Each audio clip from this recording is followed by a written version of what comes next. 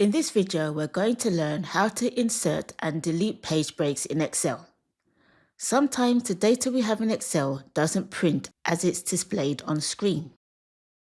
Even when we change the page orientation and paper size, the print version may still differ from the version on screen.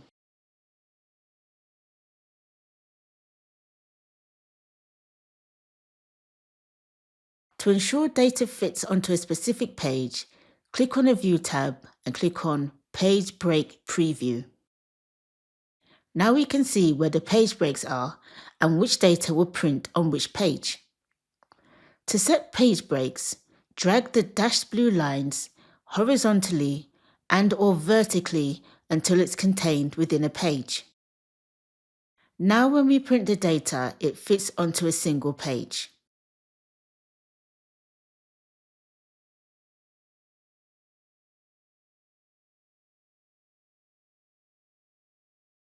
To specify an area to insert a page break, select the row or column, right-click and select Insert Page Break.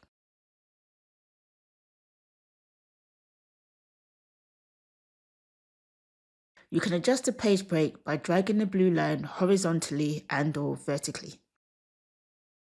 To reset the original page break settings, right-click anywhere on the data and select Reset All Page Breaks.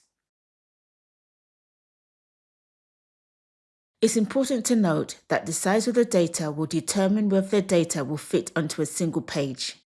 If there are hundreds or thousands of rows or columns, then the data may spill onto additional pages.